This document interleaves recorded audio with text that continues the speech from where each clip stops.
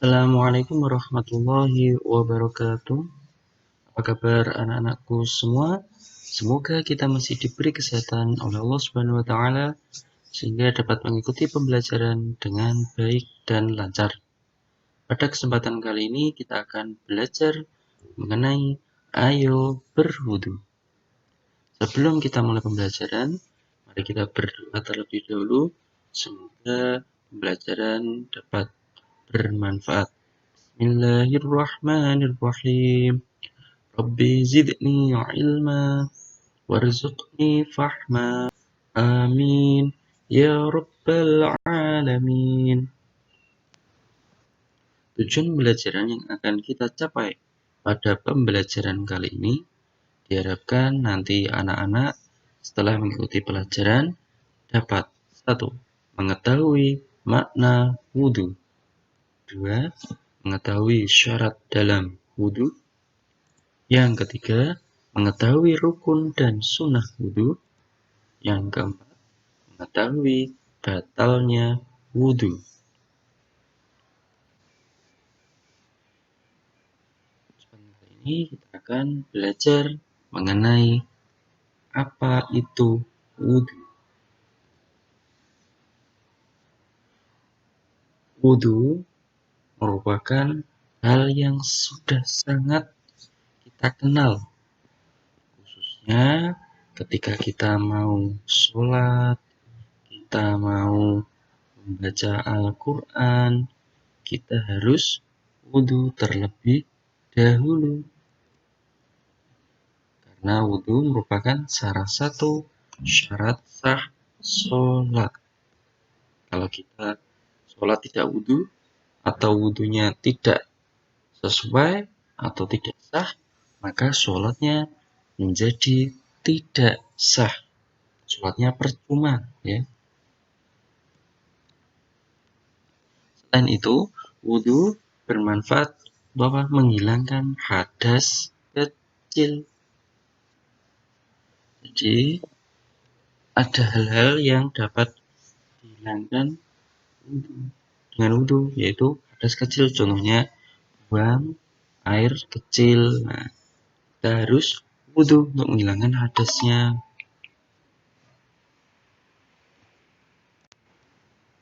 Selanjutnya, syarat wudhu.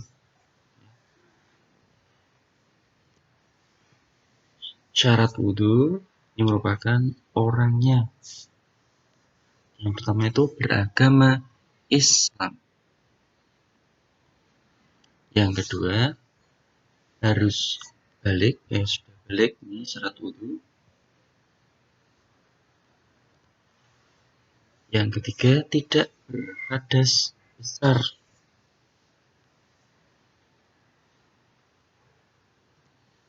Yang keempat, dengan air mutlak.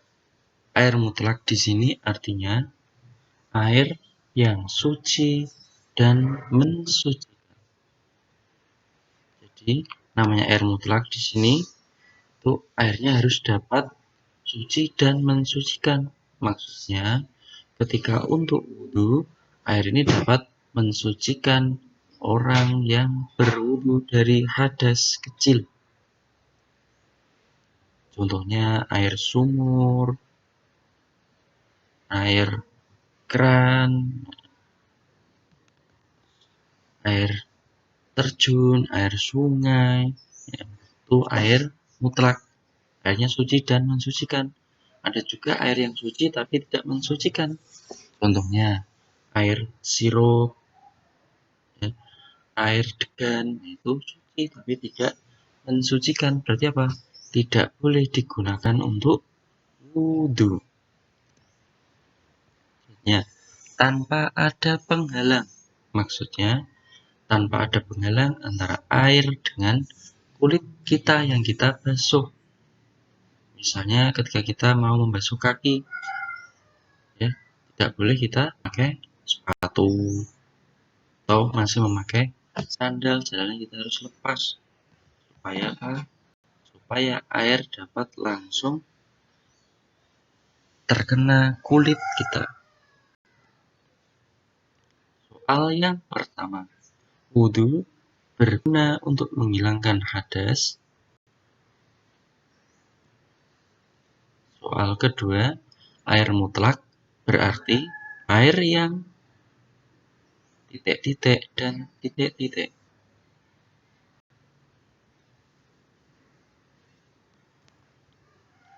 Rukun wudhu. Rukun wudhu merupakan sesuatu yang harus dilakukan ketika wudhu. Jika salah satu rukun wudhu tidak kita kerjakan, maka wudhu kita menjadi tidak sah. Rukun wudhu yang pertama yaitu niat. Anak pasti sudah hafal ya. Nawaitul wudhu'a, ya. Nawaitul wudhu'a liraf'il hadatsil ashghari fardhon lillahi ta'ala. Niat wudhu, jadi niat untuk menghilangkan hadas kecil. Yang kedua, membasuh muka. Sebanyak 3 kali, harus rata ya. Yang ketiga, membasuh tangan sampai siku. Sikunya harus basah. Maka diusahakan ketika wudhu, siku kita ketika membasuh tangan ya, siku kita sampai di bawah air yang kita gunakan untuk wudhu, air yang mengalir. Jadi di bawah keran kita turunkan. Yang keempat, mengusap sebagian kepala. Jadi yang diusap itu bukan rambutnya, tapi sebagian kepala.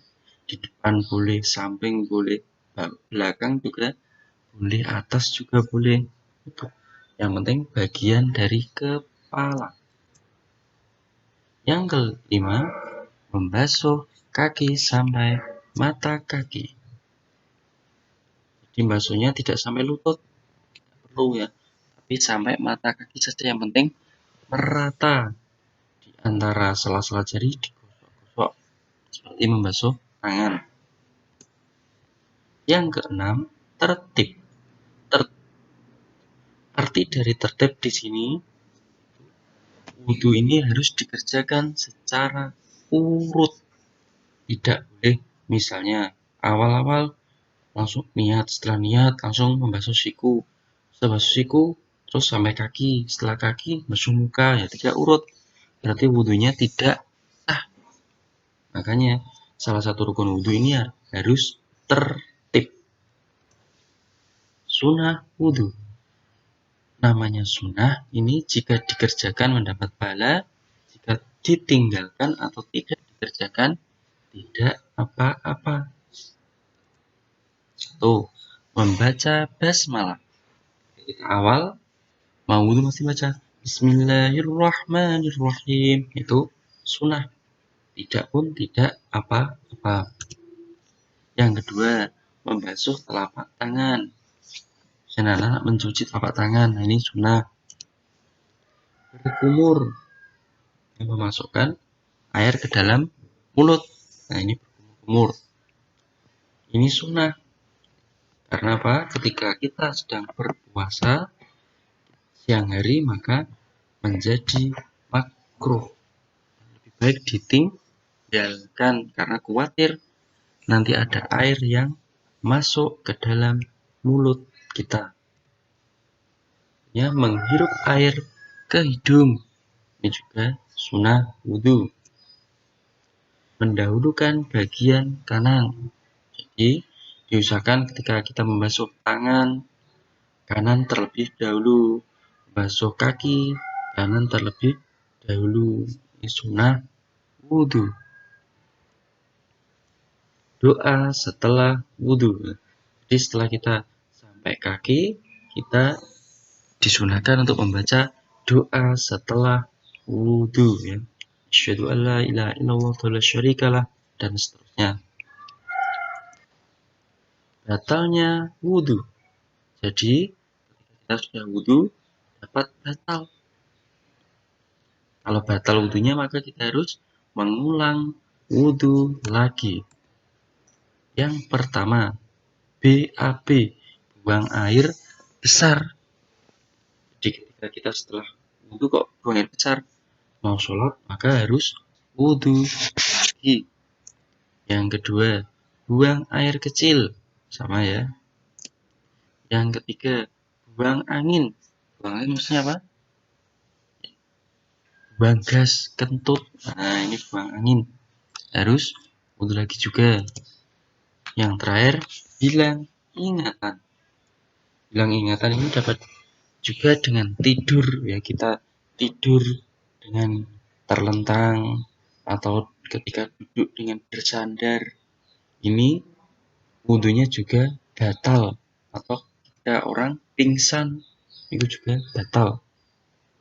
Tapi ketika kita tidur, misalnya ketika sholat Jumat, tidurnya dengan duduk bersandar pada dinding atau pada tiang, itu wudhunya tidak batal. Yang penting kita tidur tidak berpindah tempat, ya, tempat duduk kita atau bersandar. Soal yang ketiga, tertib termasuk dalam titik-titik wudhu. Soal yang keempat, ketika wudhu disunahkan mendahulukan sebelah titik-titik. Soal yang kelima, ketika orang tidur sambil duduk, maka wudhunya titik-titik. Demikian pembelajaran kali ini, semoga bermanfaat. Mari kita tutup dengan bacaan Alhamdulillahirabbil wabillahi taufiq wal hidayah. Wassalamualaikum warahmatullahi wabarakatuh.